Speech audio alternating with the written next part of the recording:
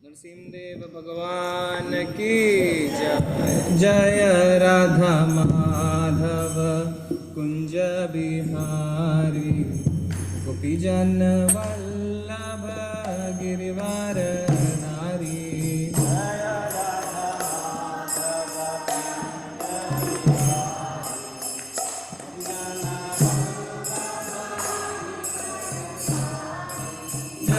राधा माधव कुंज बिहारी गोपीजन वल्लभ गिरिवर धारी।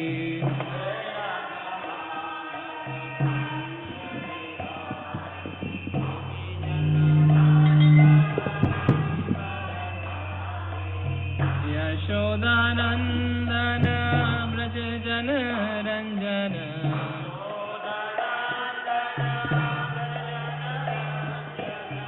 यशोदानंदन व्रज जन रंजन।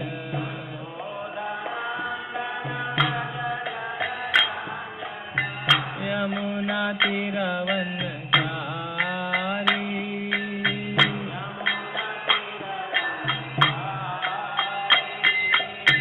यमुना तीरवनचारी।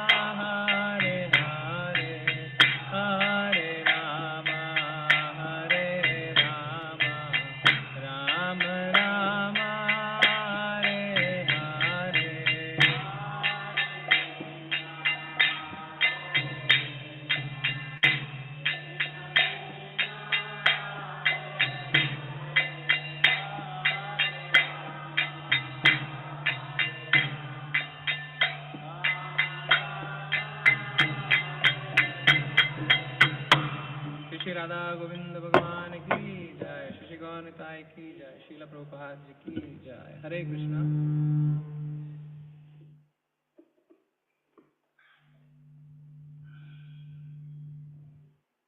हरे कृष्णा हरे कृष्णा। आप सबका स्वागत है। तो रविवार के दिन हम सुबह श्रीमद् भगवद गीता और शाम को श्रीमद् भागवतम की चर्चा करते हैं। तो श्रीमद् भागवतम और श्रीमद् भगवद गीता में आपको अंतर पता है? किसी को सुना है श्रीमद् भागवतम के बारे में? तो श्रीमद् भागवतम अमल पुराण है। अमल पुराण मतलब पुराणों में सबसे श्रेष्ठ। और श्रीमद् भगवद गीता तो सबने सुना ही है। श्रीमद् भगवद गीता भगवान ने अर्जुन को महाभारत के युद्ध क्षेत्र में फील्ड पे खड़ी होकर कही। और भागवतम जो है वो भगवान के विषय में, भगवान के बारे में है। श्रीमद् भागवतम में हमें पता चलता है कि हमारा ब्रह्मांड, हमारा यूनिवर्स कैसे तैयार हुआ, हम कौन हैं, जीवात्मा परमात्मा में क्या अंतर है, हम जीवात्मा हैं, परमात्मा भगवान में क्या अंतर है, जीवात्मा का कर्तव्य क्या है, परमात्मा कौन है, भगवान कौन है। ये सारे प्रश्न हमें श्रीमद् भागवतम में मिल जाते हैं। तो आज हम दूसरे स्कंद के 9वें अध्याय को देखेंगे। इसमें कुल 12 स्कंद हैं, 12 कैंटो, 12 किताबें आप समझ लीजिए। कुल 18,000 श्लोक हैं श्रीमद् भागवतम में। तो थोड़ी थोड़ी चर्चा करके हम जान सकते हैं। तो इसकी पृष्ठभूमि क्या है, बैकग्राउंड क्या है? पिछले अध्याय में परीक्षित महाराज ने सुखदेव गोस्वामी से कुछ प्रश्न पूछे। परीक्षित महाराज कौन है? पता नहीं। किसी को पता है परीक्षित महाराज? अर्जुन के बेटा, अर्जुन का बेटा नहीं है, ग्रैंडसन, अर्जुन के पौत्र। अर्जुन के पौत्र का नाम क्या है? बोलिए। परीक्षित महाराज, बोलिए। हाँ, तो अगली बार क्या है, चक्कर क्या है, हम अपने धर्म से इसलिए शर्मिंदगी हो जाती है क्योंकि अपने धर्म के बारे में हमें कुछ पता ही नहीं है। और दूसरे जो है वो जानते हैं, पढ़ते हैं, और वो अपने धर्म के बारे में बता के हमें नीचा दिखा देते हैं क्योंकि हमने पढ़ा ही नहीं है। थोड़ा थोड़ा पढ़ना चाहिए। पढ़ने के लिए तो भगवान ने ये सब बताया है।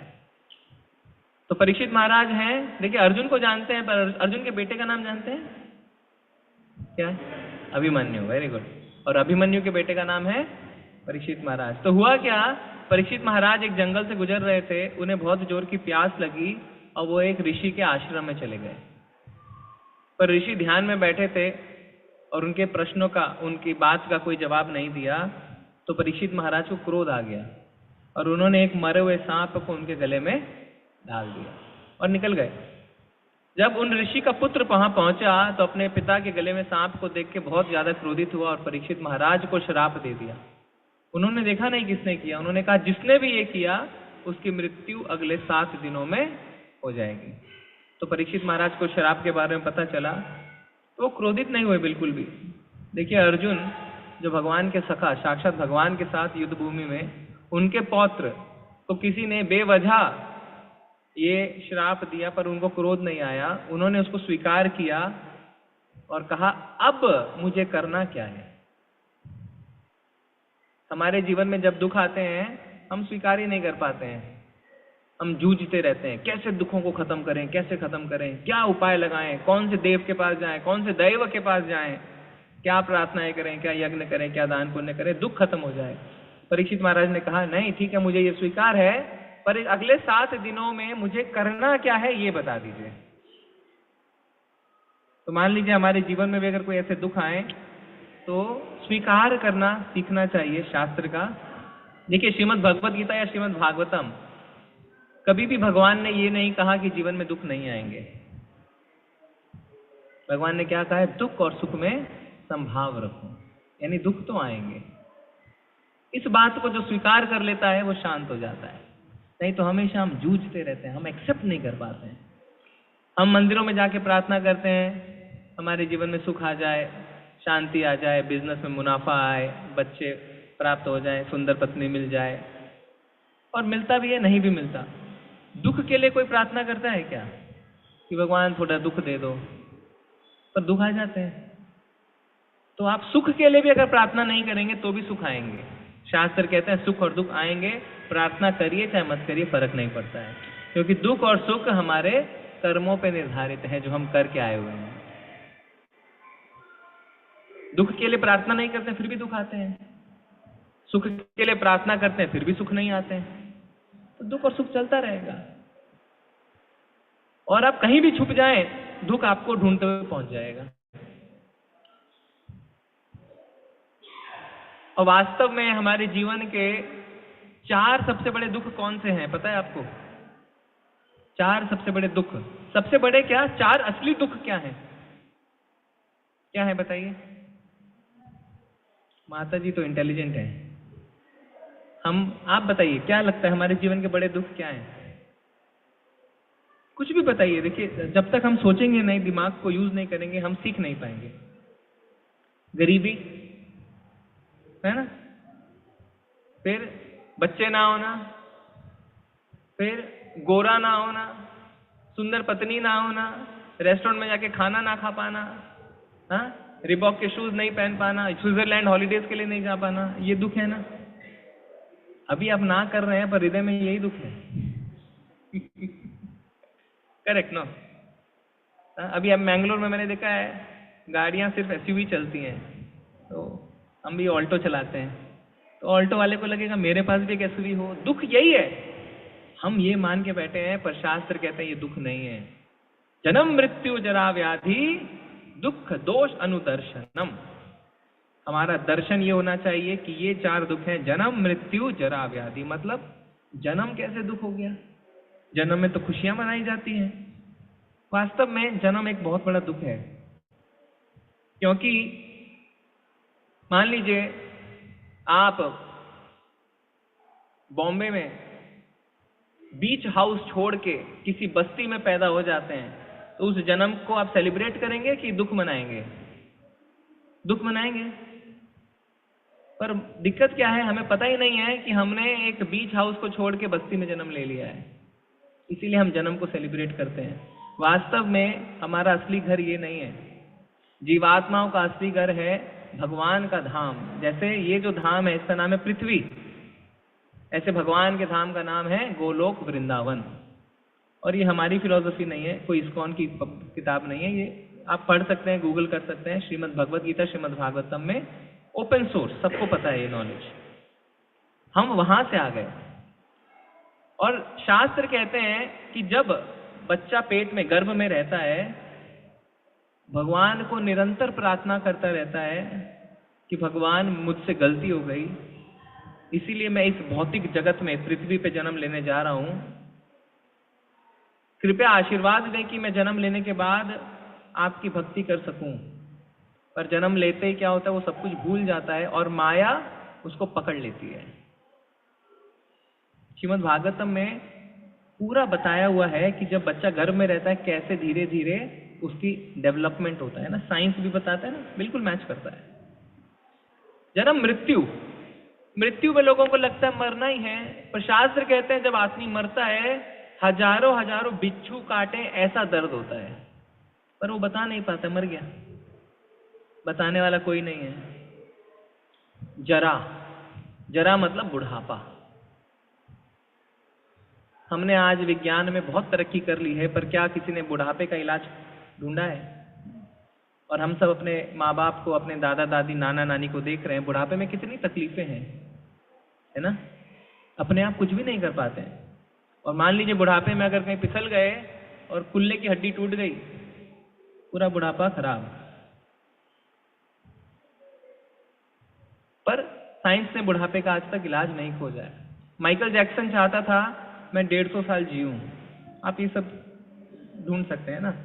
और उसने एक बड़ी डॉक्टरों की टीम रखी हुई थी जो हर कॉन्सर्ट, हर उसके फंक्शन में उसके साथ जाती थी, हर प्रोग्राम में, और उसका खाना पीना, दवाइयां रेगुलेट करती थी।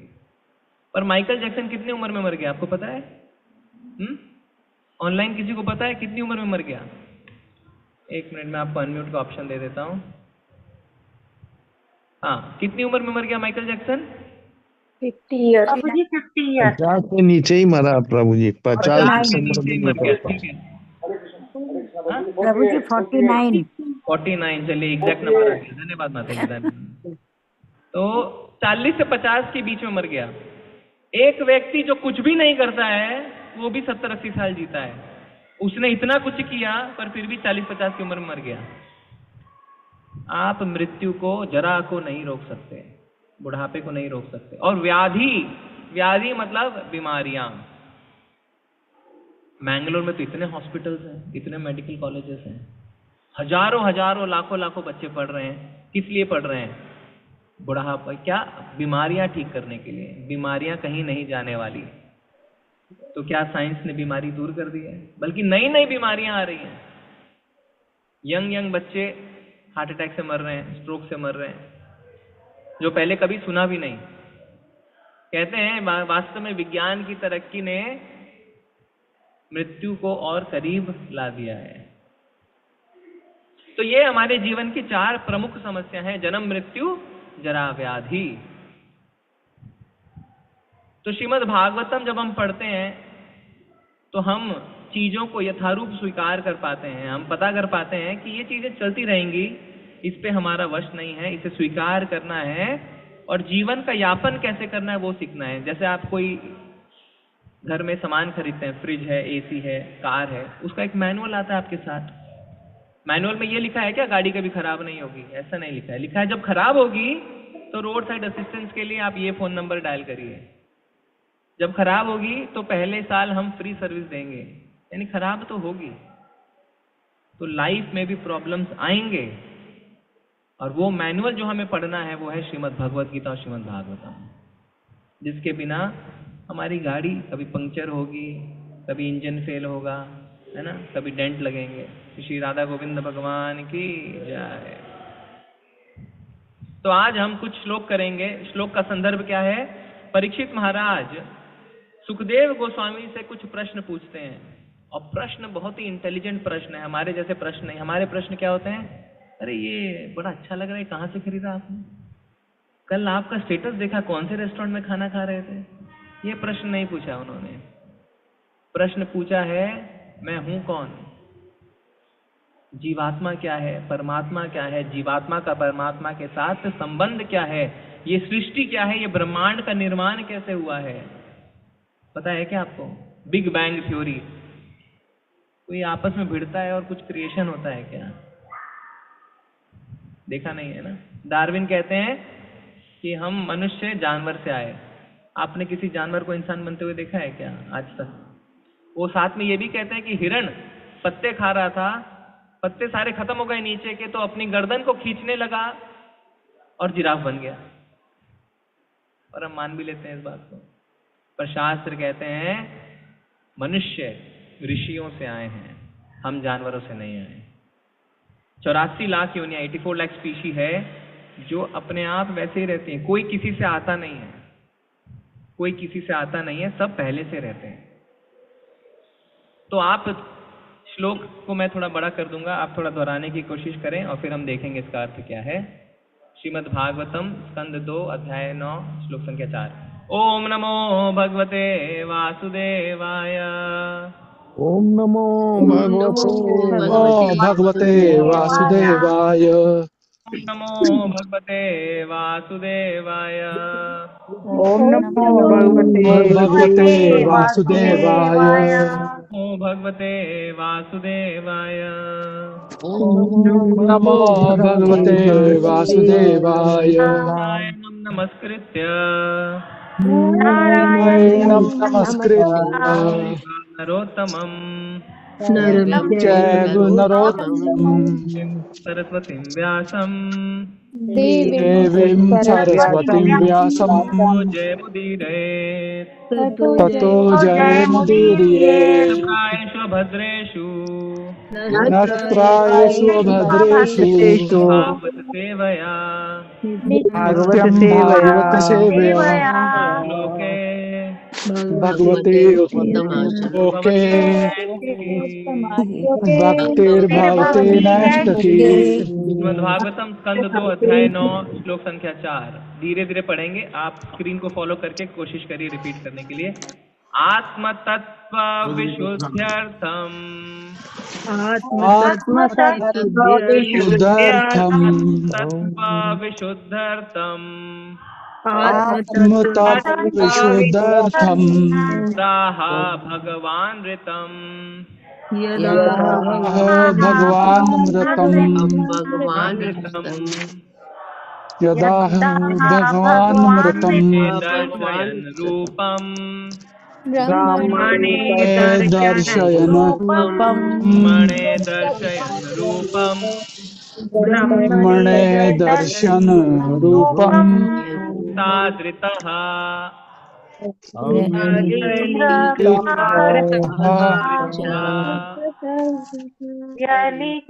आत्मतत्व विशुद्ध्यर्थम् आत्मतत्त्वविशुद्ध्यर्थम् भगवान ऋतम् यदा भगवानमृतम् रूपम् ब्रह्मणे दर्शनं रूपम्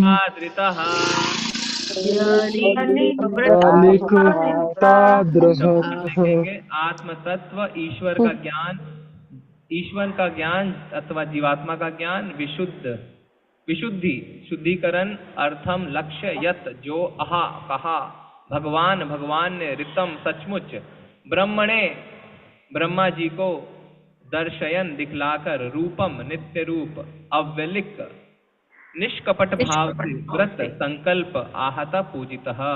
हे राजन, भगवान ने ब्रह्मा जी की भक्ति योग की दोहराएं। हे राजन, भगवान ने ब्रह्मा जी की भक्ति योग की निष्कपट तपस्या से अत्यंत प्रसन्न होकर निष्कपट तपस्या से अत्यंत प्रसन्न होकर उनके समक्ष अपना शाश्वत दिव्य रूप प्रकट किया। उनके समक्ष अपना शाश्वत रूप प्रकट किया बद्ध जीव की शुद्धि के लिए और बद्ध जीव की शुद्धि के लिए यही परम लक्ष्य भी है। हाँ, पढ़िए माता जी, जल्दी पढ़िए। रेखा माता जी पढ़िए। हरे कृष्ण प्रभु जी, हरे कृष्ण माता जी, सादर प्रणाम। तात्पर्य श्री प्रभुपाद के लिए श्री प्रभुपाद जी द्वारा तात्पर्य। आत्म तत्व ईश्वर तथा जीवात्मा दोनों ही का विज्ञान है। परमेश्वर तथा जीवात्मा दोनों ही आत्मा कहलाते हैं। परमेश्वर परमात्मा कहलाते हैं और जीवात्मा आत्मा ब्रह्मा या जीव कहलाता है। परमात्मा तथा जीव भौतिक शक्ति माया से परे होने के कारण आत्मा कहलाते हैं। अतः सुखदेव गोस्वामी ने इस श्लोक की व्याख्या परमात्मा तथा जीवात्मा दोनों के सत्य की शुद्धि के उद्देश्य से की है। साधारणतः लोगों की इस दोनों के बारे में बहुत ही मिथ्या धारणाएं हैं। जीवात्मा की भ्रांति धारणा भौतिक शरीर को शुद्ध आत्मा के रूप में पहचानना है और परमात्मा के बारे में भ्रांत धारणा उसे जीवात्मा के समक्ष मानना है। किंतु ये दोनों भ्रांतियां भक्ति योग के एक ही प्रकार के ध्वस्त हो सकती हैं। जिस प्रकार सूर्य के प्रकाश से सूर्य तथा सूर्य के प्रकाश के नीचे का सारा लोक दिखाई पड़ने लगते हैं। अंधकार में न तो कोई सूर्य को देख पाता है, न अपने आप को और न ही जगत को, किंतु सूर्य के प्रकाश में वह सूर्य को, अपने आप को तथा अपने चारों ओर के जगत को देख सकता है। अतः श्री सुखदेव गोस्वामी कहते हैं, इन दोनों भ्रांतियों को हटाने के लिए भगवान ने ब्रह्मा के भक्ति योग के निष्कपट प्रण से प्रसन्न होकर उन्हें अपने शाश्वत रूप का दर्शन दिया। भक्ति योग के अतिरिक्त आत्म तत्व को जानने की कोई भी विधि अंततः भ्रम सिद्ध होती है। गिरजा माता जी। हरे कृष्ण माता जी, हरे कृष्ण। गिरजा माता जी। हरे कृष्ण प्रभु जी। शील प्रभुपाद की जय। प्रभुपाद द्वारा ताज। भगवत गीता में श्री भगवान कहते हैं कि केवल भक्ति योग के द्वारा उन्हें पूर्ण रूप से जाना जा सकता है और तब आत्म तत्व में प्रवेश संभव है। भक्ति योग संपन्न करने में ब्रह्मा जी ने कठिन तपस्या की थी, अतः वे श्री भगवान के दिव्य रूप को देख पाए। उनका दिव्य रूप 100% आध्यात्मिक है और शुद्ध भक्ति योग में समुचित तपस्या के बाद दिव्य दृष्टि से ही उनका दर्शन किया जा सकता है। ब्रह्मा के समक्ष जो रूप प्रकट हुआ था वो इस बौद्धिक संसार में हमारे द्वारा अनुभव किया जाने वाला रूप नहीं है। ब्रह्मा जी ने उतनी कठिन तपस्या ऐसे बौद्धिक रूप के साक्षात्कार के लिए नहीं की थी, अतः महाराज परीक्षित द्वारा पूछे गए प्रश्न का उत्तर मिल जाता है। श्री भगवान सच्चिदानंद स्वरूप अर्थात शाश्वत ज्ञान से परिपूर्ण और आनंद से परिपूर्ण है, किंतु जीवात्मा का बौद्धिक रूप न तो सत्य है, न चित्त, और न ही आनंद, और न आनंद ही। यही श्री भगवान के रूप तथा बद्ध जीव के रूप में अंतर है, किंतु बद्ध जीव अपना चिदानंद रूप भक्ति योग द्वारा श्री भगवान का दर्शन करके पुनः प्राप्त कर सकता है। जी माता जी, सारांश ये कुहू है। माता जी, कुहू माता जी। हरे कृष्णा माता जी, हरे कृष्णा। जय प्रभुपाद के जय। सारांश ये है कि अविद्या के कारण बद्ध जीव अनेक प्रकार के नश्वर भौतिक रूपों में झकड़ा रहता है, किंतु भगवान के बद्ध आत्माओं जैसे नश्वर रूप नहीं होते, वे सदैव चिदानंदन रूप में रहते हैं। यही जीवात्मा तथा परमात्मा में अंतर है। भक्ति योग के द्वारा इस अंतर को समझा जा सकता है। तब भगवान ने ब्रह्मा को 4 मूल श्लोकों में श्रीमद् भागवत का सार कहा सुनाया। इस प्रकार श्रीमद् भागवत चिंतकों की सृष्टि नहीं है।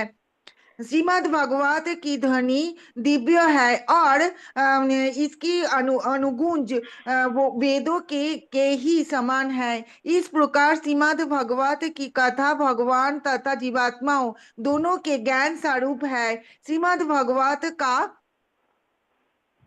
नियमित पाठ करना या उसका श्रवण करना भी भक्ति योग की साधना है, और श्रीमद् भागवत की संगति मात्रों से बड़ी सिद्धि प्राप्त हो सकती है। सुखदेव गोस्वामी तथा महाराज परीक्षित दोनों ने श्रीमद् भागवत के माध्यम से सिद्धि प्राप्त की। हरे धन्यवाद कृष्ण। माता जी। ओम अज्ञानतिमिरन्धस्य ज्ञानञ्जनशलाकया चक्षुरुन्मिलितं येन तस्मै श्रीगुरवे नमः। नमो विष्णुपादाय कृष्णप्रेष्ठाय भूतले श्रीमते भक्तिवेदान्तस्वामिनिति नामिने। नमस्ते सारस्वते देवे गौरवाणी प्रचारिणे निर्विशेषाय शून्यवादी पाश्चात्यदेशतारिणे। जय हो श्री कृष्ण चैतन्य प्रभु नित्यानंदा श्री अद्वैत गदाधर शिवसादि गौर भक्तवृंदा। हरे कृष्णा कृष्णा कृष्णा हरे हरे, हरे राम राम राम हरे हरे। तो यहाँ पे आप देखेंगे इस श्लोक में ब्रह्मा जी के बारे में कुछ बताया जा रहा है, आत्मा परमात्मा के बारे में बताया जा रहा है। तो ब्रह्मा जी की उत्पत्ति कैसे होती है? महाविष्णु, देखिए विष्णु भी 3 प्रकार के होते हैं, 3 विष्णु होते हैं ना, हमें पता नहीं है, हम सोचते हैं विष्णु एक ही है, ब्रह्मा विष्णु महेश, पर ऐसा नहीं है। विष्णु 3 होते हैं, महाविष्णु, गर्भोदक्षाई विष्णु और क्षीरोदक्षाई विष्णु।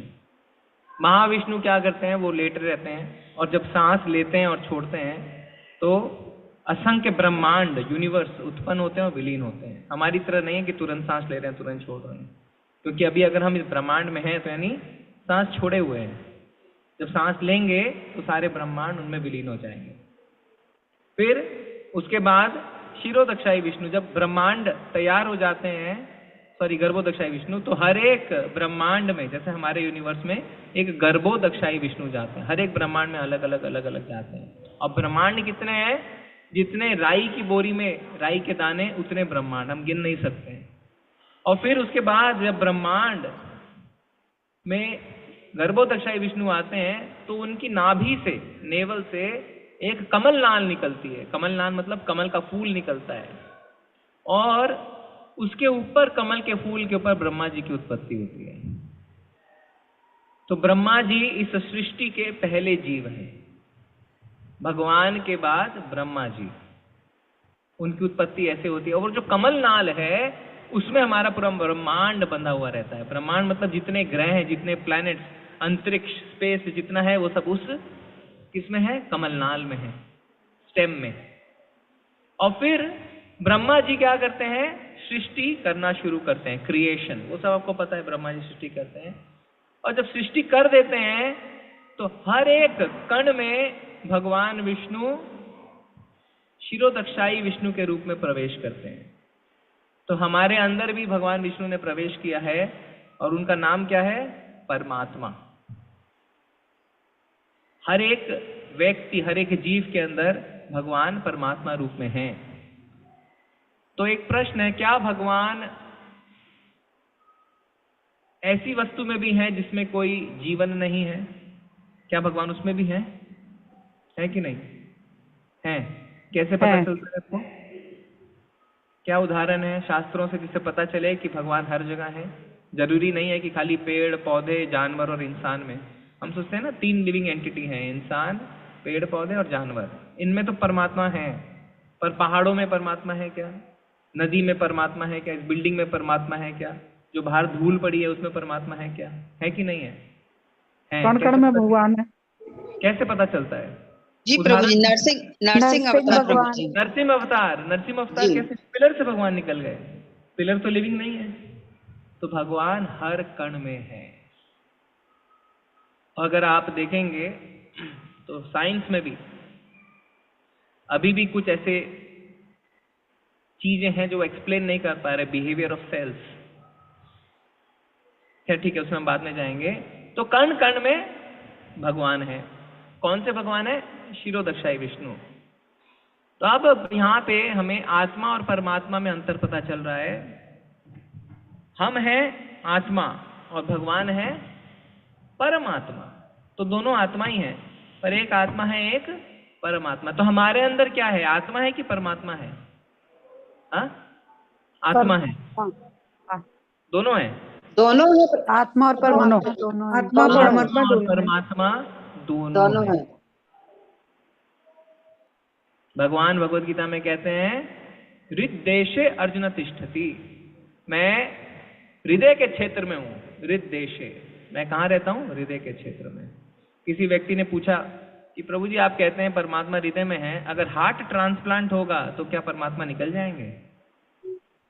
तो भगवान ने कहा हृददेशे, मैं in the region of the heart, परमात्मा रहेंगे चाहे हार्ट ट्रांसप्लांट भी हो जाए। तो आत्मा और परमात्मा दोनों हमारे अंदर है। दोनों को आत्मा कहते हैं, एक आत्मा और एक परम आत्मा। भगवान भगवत गीता में कहते हैं, ममे वांशो जीव लोके जीव भूता सनातना। ये जितने जीव हैं हम सब वो भगवान के अंश हैं। तो अगर हम भगवान के अंश हैं तो क्या हम भगवान ही हैं?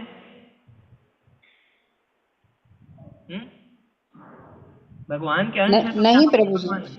अरे आप लोग रुकिए, पहले यहाँ पे पूछ लेते हैं टेम्पल में। अच्छा, सॉरी प्रभु जी। तो क्या हम भी भगवान हैं? क्यों? हाँ या ना बताइए। नहीं है, पर हम तो अंश हैं, ममेवांशो जीव लोके। और दोनों को आत्मा ही कहते हैं। परमात्मा हो सकते हैं, जैसे प्रधानमंत्री और सिटीजन्स जो नागरिक हैं दोनों इंसान ही तो हैं, ठीक है? हाँ बताइए।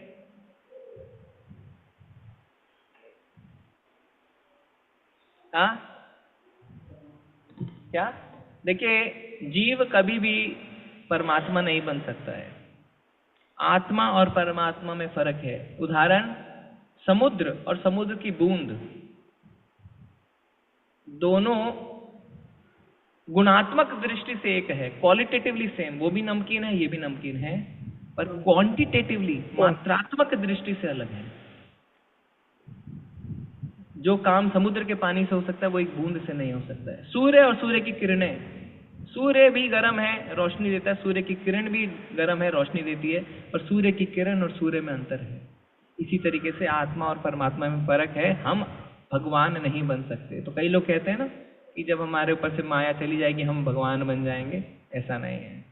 शास्त्र कहते हैं जीवेर स्वरूप है कृष्ण नित्यदास। जो जीव आत्मा है उसका स्वरूप है भगवान का दास बन के रहना। और दास कभी भी मालिक नहीं बन सकता है। आपके घर में अगर कोई नौकर है, कोई मेड सर्वेंट है, वो मालिक नहीं है, वो आपकी सेवा कर रहा है। तो हमारा जो संविधानिक स्थिति, कॉन्स्टिट्यूशनल पोजीशन है, वो है भगवान की सेवा करना। आप कह सकते हैं कि नहीं आप तो इस्कॉन वाले हैं, आप सेवा कर रहे हैं, तो आप कहते हैं सबकी इच्छा है सेवा करना। अगर आप खुद अपने जीवन में देखें, आपको असली खुशी की प्राप्ति तब होती है जब आप सेवा करते हैं। सेवा का मतलब बिना किसी फल की इच्छा के दूसरे की सेवा करना। नौकरी करना कोई सेवा करना नहीं है, क्योंकि आप बदले में पैसे ले लेते हैं। पर मान लीजिए आप किसी मंदिर में जाके बर्तन मांज देते हैं, आपको बदले में पैसे नहीं मिल रहे, पर आपको खुशी जो मिल रही है वो क्या है? रियल खुशी है। क्यों? क्योंकि आपका स्वरूप है सेवा करने की। अगर आप देखें ऐसे भी आप सेवा ही कर रहे हैं। आप क्या कर रहे हैं? अपने परिवार की सेवा कर रहे हैं, अपने बच्चों की सेवा कर रहे हैं, है ना? उनके लिए तो कमा रहे हैं। अब कोई अगर शादी नहीं करता है तो उसका कमाने का जोश भी कम हो जाता है, वो कमाना नहीं चाहता है क्योंकि उसको उसकी सेवा नहीं करनी किसी परिवार की। किसी के माँ बाप नहीं है, पति पत्नी नहीं है, आपस में सिंगल है, तो शांत हो जाता है, उसको ज़्यादा भगदड़ नहीं है जीवन में, क्योंकि वो सेवा करना नहीं है उसको।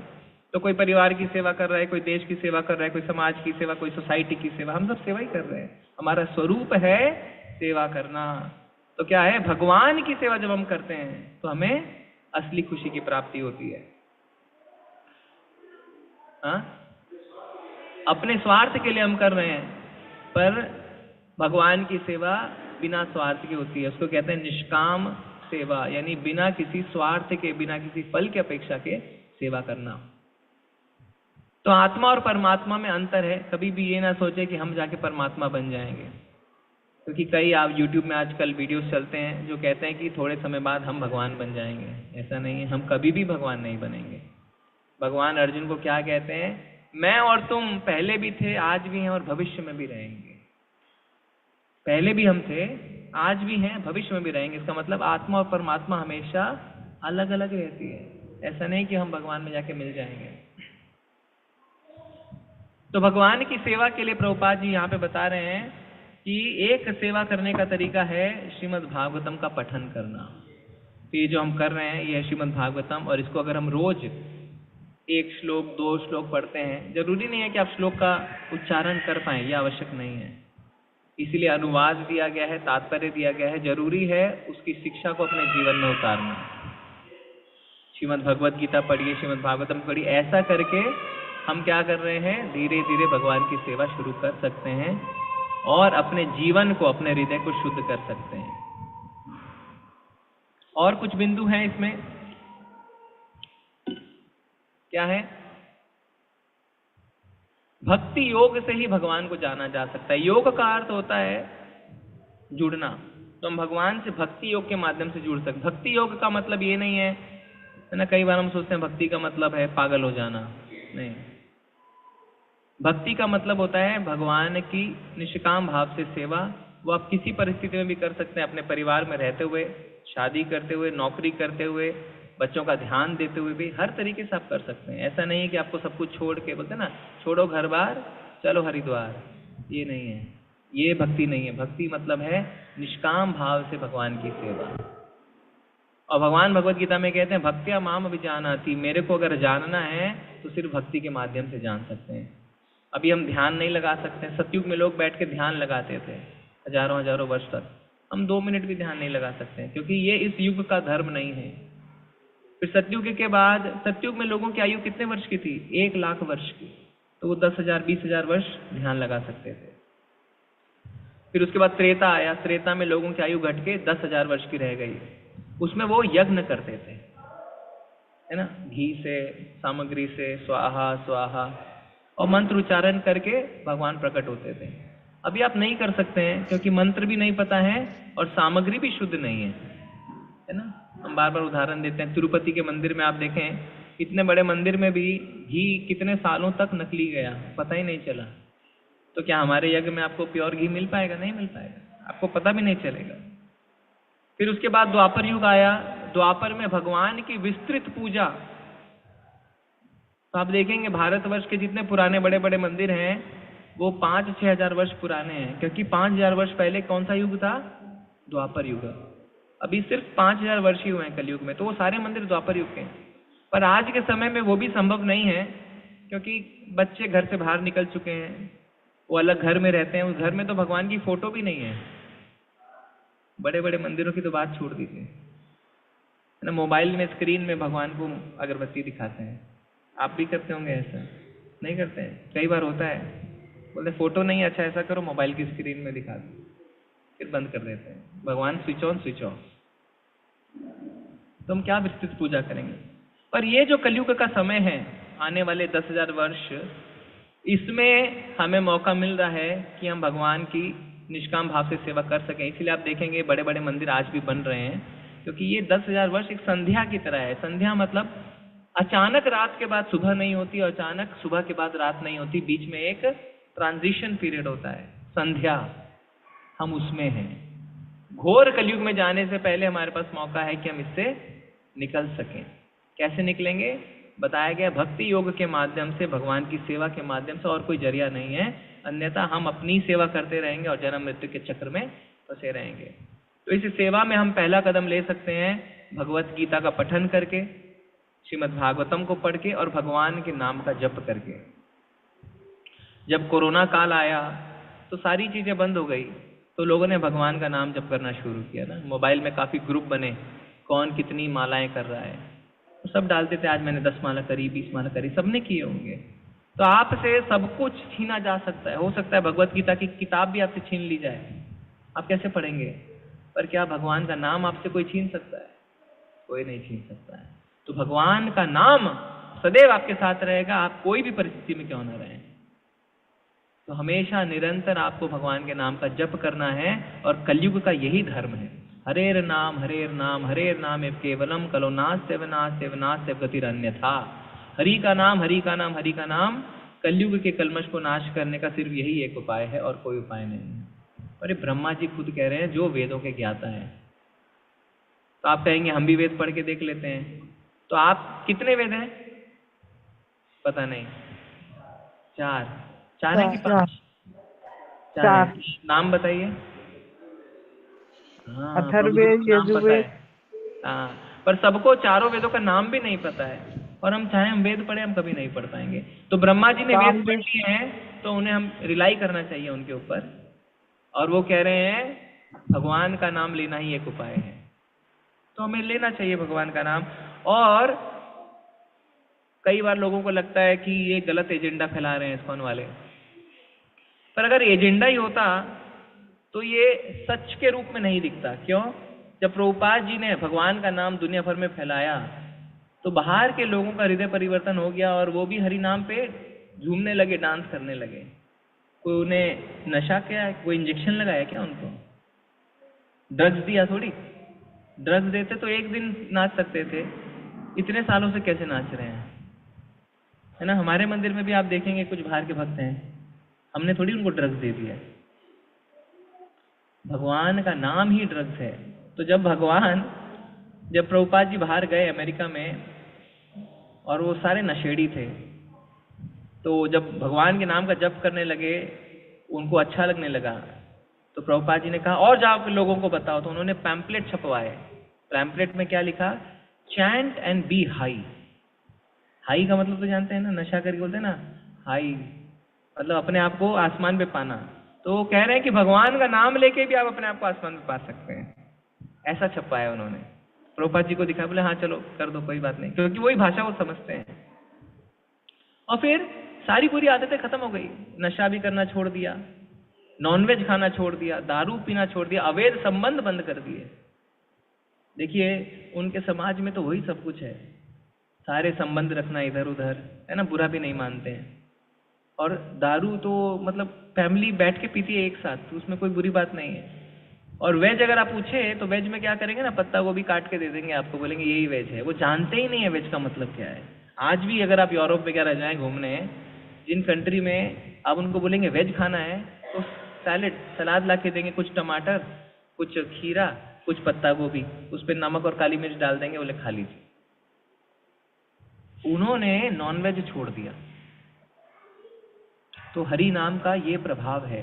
तो ये जो कलयुग का धर्म है उसे प्रैक्टिकल एप्लीकेशन के साथ हम देख सकते हैं, ये थ्योरी नहीं है, इसमें जीवन का बदलाव हुआ है। तो हम क्यों नहीं अपना सकते हैं? हम क्यों पीछे हैं? जब बाहर के देश के लोग जिन्हें कृष्ण के बारे में कुछ भी नहीं पता, कृष्ण है कौन, उन्होंने स्वीकार कर लिया और उनका जीवन परिवर्तन हो गया, तो हम क्यों पीछे हैं? कौन सा स्टैंप चाहिए हमें? कम से कम हम कुछ महीने अपने जीवन में इसको उतार के देख सकते हैं। और भगवान कहते हैं प्रत्यक्ष अवगमम धर्म्यम सुसुखम कर्तुम अव्ययम। अगर हम ऐसा करते हैं तो प्रत्यक्ष रूप से, प्रैक्टिकल रूप से हम अपने जीवन में परिवर्तन को देख सकते हैं। तो आप सबसे निवेदन है कि भक्ति में पहला कदम रखिए आप भगवान के नाम का जप करके। भगवान के कई नाम हैं, कोई भी नाम आप जप सकते हैं। ओम नमो भगवते वासुदेवाय, श्री कृष्ण शरणम मम। पर एक मंत्र जो शास्त्र हमें बताते हैं, ब्रह्मा जी बताते हैं, जो मक्खन की तरह है, रबड़ी की तरह। दूध और रबड़ी में फर्क है ना? दूध और रबड़ी, रबड़ी गाढ़ी होती है, तो आपकी इच्छा है आप दूध पिएं या रबड़ी खाएं। तो रबड़ी का जो मंत्र है वो क्या है? हरे कृष्णा कृष्णा कृष्णा हरे हरे, हरे राम राम राम हरे हरे। ऐसा क्यों है? क्योंकि इस मंत्र में 16 शब्द, 16 के 16 भगवान के नाम हैं। हरे मतलब राधा रानी, राधा रानी का नाम है हरा, और जब उन्हें हम संबोधन करते हैं तो कहते हैं हरे। तो ओ राधा रानी हरे, हरे कृष्ण, कृष्ण आप जानते ही हैं, और राम भी आप जानते हैं। तो हर शब्द भगवान का नाम है। पर मान लीजिए कोई दूसरा मंत्र, ओम नमो भगवते वासुदेवाय, ओम भगवान, नमो मतलब होता है नमस्कार, तो ये भगवान का नाम नहीं है। तो ओम नमो भगवते, भगवते मतलब भगवान, वासुदेवाय का मतलब वसुदेव के पुत्र। तो 4 शब्दों में से 3 शब्द तो भगवान को संबोधित हैं, एक शब्द जो है नमस्कार वो भगवान का नाम नहीं है। तो 1 करोड़ बार अगर आप वो करेंगे तो 75 लाख ही गिने जाएंगे, 25 लाख बर्बाद हो गए, क्योंकि वो भगवान का नाम नहीं है। तो क्या ये मंत्र बेकार है? मंत्र बेकार नहीं है, इस युग के लिए नहीं है। हर एक युग के लिए अलग अलग मंत्र हैं। इस युग का मंत्र है हरे कृष्णा कृष्णा कृष्णा हरे हरे, हरे राम राम राम हरे हरे, इति षोडशक नाम नाम कलिगल्मषनाशनम नता परतरोपाय सर्व वेदेषु दृश्यते। ब्रह्मा जी कह रहे हैं ये 16 शब्द के मंत्र जो हैं वही कलयुग का कल्मष नाश कर सकते हैं, और कोई नहीं, मैंने सारे वेद छान मारे। तो आप कोई भी मंत्र का जाप करें, आप करते रहिए, रोकिए मत। 1 माला यानी 108 बार आप इस मंत्र को अपने जीवन में उतारिए। 6 मिनट लगेंगे। प्रभु जी 6 मिनट तो है नहीं मेरे पास। 6 मिनट कम सोइए। अगर आप सुबह 9 बजे उठते हैं, 8:55 पे उठ जाइए, और उस 5 मिनट बिस्तर पे बैठे बैठे भगवान का नाम ले लीजिए, कोई प्रॉब्लम नहीं है। आप देखेंगे 1 महीने के अंदर किस तरीके से आपका स्वभाव बदल गया है। आपको पता नहीं चलेगा, दूसरा व्यक्ति कहेगा अरे बड़ा गुस्सा तो कम करने लग गए हो यार आजकल, शांत से दिखते हो, संतुष्ट से दिखते हो, परेशानी कम है आपके जीवन में। तो आपको पता है परेशानी है, पर परेशानी से जूझने का तरीका आपको मिल गया है। अब आप डिस्टर्ब नहीं होते हैं। सड़क वही है, गड्ढे वही है, अब रिक्शे से उतर के आप मर्सिडीज में बैठ गए हैं, गड्ढे पता नहीं चलते हैं, पर दूसरे को लगता है अरे वही तो रोड है, गड्ढे वाला ही रोड पे जा रहा है। अरे पर आप तो रिक्शे से गिर रहे हो, चोट लग रही है, मैं तो मर्सिडीज में हूँ, आपको पता भी नहीं है। तो आप कौन से मंत्र का जाप शुरू करेंगे? हरे कृष्णा कृष्णा कृष्णा हरे हरे, हरे राम राम राम हरे हरे। आप सबका बहुत बहुत धन्यवाद। तो हर रविवार को सुबह और शाम इस तरीके से हम चर्चा करते हैं। आपकी इच्छा है तो आप आ सकते हैं, और आप भगवद गीता श्रीमद् भागवतम अगर पढ़ना चाहें तो किताब भी ले सकते हैं। ये महीना जो है इसमें हम डिस्काउंटेड रेट पे भगवद गीता दे रहे हैं, 350 की जगह 250 में, क्योंकि इसी महीने भगवान ने अर्जुन को भगवद गीता की शिक्षा दी थी। यही महीना है। 1 तारीख को गीता जयंती थी, उस दिन मोक्षदा एकादशी के दिन भगवान ने अर्जुन को भगवद गीता बताई थी। तो ये पूरे महीने इस्कॉन भगवद गीता को कंसेशनल रेट पे देता है। ठीक है, हरे कृष्णा। अब आप भगवान के दर्शन हो गए हैं, अब आप प्रसाद लेने के लिए नीचे हॉल में जा सकते हैं। Hare Krishna. Thank you everyone online devotees. Hare Krishna. Krishna Prabhu ji, thank you so much. Hare Krishna Prabhu ji, दंडवत प्रणाम। जय प्रभुपाद की जय, ग्रंथ राज श्रीमद् भागवतम की जय। जय। हरे कृष्ण प्रभु जी, दंडवत प्रणाम।